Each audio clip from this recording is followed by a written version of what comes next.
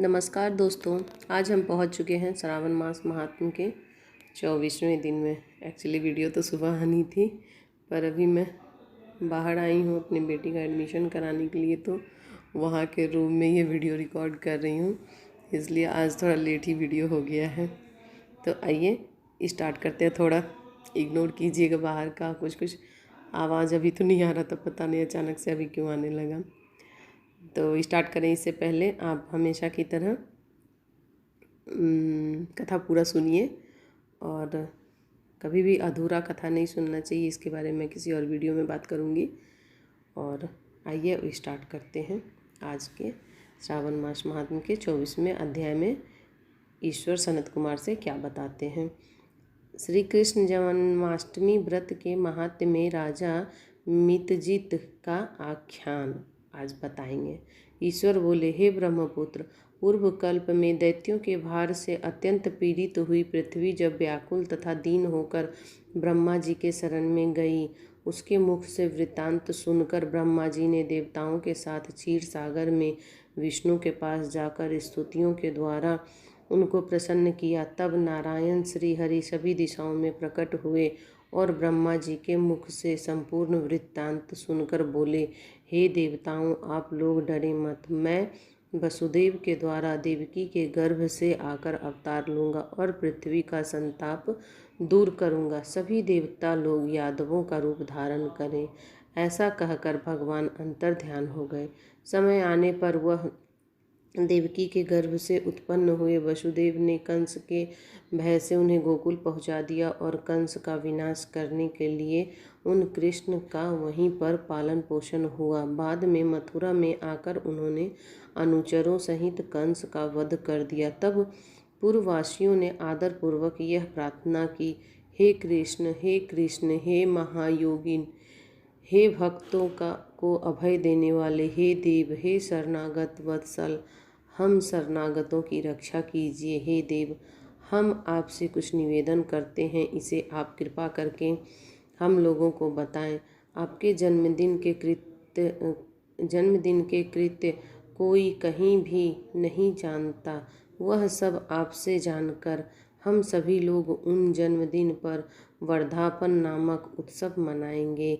अपने प्रति उनकी भक्ति, श्रद्धा तथा सौहार्द को देखकर श्री कृष्ण ने अपने जन्मदिन के संपूर्ण कृत्य को उनसे कह दिया। उसे सुनकर वह उन पूर्ववासियों ने भी विधान पूर्वक उस व्रत को किया। तब भगवान ने प्रत्येक व्रत कर्ता को अनेक वर प्रदान किए। इस प्रसंग में एक प्राचीन इतिहास भी कहा जाता है। अंग देश में उत्पन्न एक मितजित नामक राजा थे। उनका पुत्र महासेन सत्यवादी तथा सन्मार्ग पर चलने वाला था। सब कुछ जानने वाला वह राजा अपनी प्रजा को आनंदित करता हुआ उनका विधिवत पालन करता था। इस प्रकार रहते हुए उस राजा का अकस्मात देवयोग से पाखंडियों के साथ हुआ कुछ काल पर्यंत साहचर्य हो गया और उनके संसर्ग से वह राजा अधर्म परायण हो गया। वह राजा वेद शास्त्र तथा पुराणों की बहुत निंदा करने लगा और वर्णाश्रम के धर्म के प्रति अत्यधिक द्वेष भाव से युक्त हो गया। हे मुनि श्रेष्ठ, बहुत दिन व्यतीत होने के पश्चात काल की प्रेरणा से वह राजा मृत्यु को प्राप्त हुआ और यमदूतों के अधीन हो गया। यमदूतों के द्वारा पास में बांधकर पीटते हुए यमराज के पास ले जाते हुए वह बहुत पीड़ित हुआ। दुष्टों की संगति के कारण उसे नरक में गिरा दिया गया और वहाँ बहुत समय तक उसने यातनाएं प्राप्त की।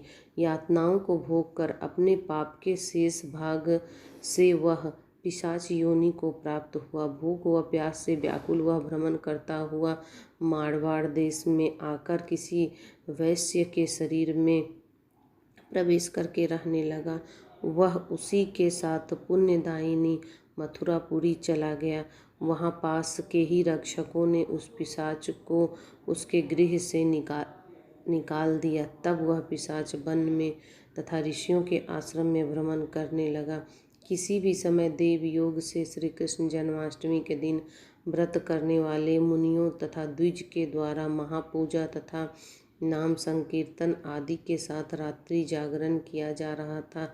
वहां पहुंचकर उसने विधिवत सब कुछ देखा और श्री हरि की कथा का श्रवण किया। इससे वह उसी क्षण पाप रहित, पवित्र तथा निर्मल मन वाला हो गया। वह यमदूतों से मुक्त हो गया और प्रेत योनि छोड़कर विमान में बैठकर दिव्य भोगों से युक्त होकर विष्णु लोक पहुँच गया।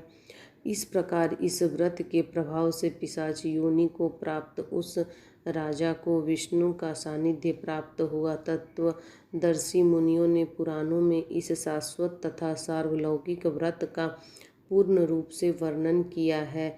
कभी कामनाओं को पूर्ण करने वाले इस व्रत को करके मनुष्य सभी वांछित फल प्राप्त करता है। इस प्रकार जो कृष्ण जन्माष्टमी के दिन इस शुभ व्रत को करता है वह इस लोक में अनेक प्रकार के सुखों को भोग कर शुभ कामनाओं को प्राप्त करता है। हे ब्रह्मपुत्र, वहाँ वैकुंठ में 1,00,000 वर्ष तक देव विमान में आसीन होकर नाना विध सुखों का उपभोग करके अवशिष्ट पुण्य के कारण इस लोक में आकर सभी ऐश्वर्यों से समृद्ध तथा सभी अशुभों से रहित होकर महाराजाओं के कुल में उत्पन्न होता है। वह कामदेव के समान स्वरूप वाला होता है। जिस स्थान पर कृष्ण जन्मोत्सव की उत्सव विधि लिखी हो अथवा सभी सौंदर्य से युक्त श्री कृष्ण जन सामग्री किसी दूसरे को अर्पित की गई हो अथवा उत्सव पूर्वक अनुष्ठित व्रतों से विश्वश्रेष्ठा श्री कृष्ण की पूजा की जाती हो, वहाँ शत्रुओं का भय कभी नहीं होता। उस स्थान पर मेघ व्यक्ति की इच्छा करने मात्र से वृष्टि करता है और प्राकृतिक आपदाओं से भी कोई भय नहीं होता। जिस घर में कोई देवकी पुत्र श्री कृष्ण के चरित्र की पूजा करता है वह घर सब प्रकार से समृद्ध रहता है और वहाँ भूत प्रेत आदि बाधाओं का भय नहीं होता। जो मनुष्य किसी के साथ में भी शांत होकर इस व्रतोत्सव का दर्शन कर लेता है वह भी पाप से मुक्त होकर श्री हरि के धाम जाता है। इस प्रकार श्री स्कंद पुराण के अंतर्गत ईश्वर सनत कुमार संवाद में श्रावण मास महात्म्य में जन्माष्टमी व्रत कथन नामक 24वां अध्याय संपूर्ण हुआ। हर हर महादेव, हर हर महादेव, हर हर महादेव।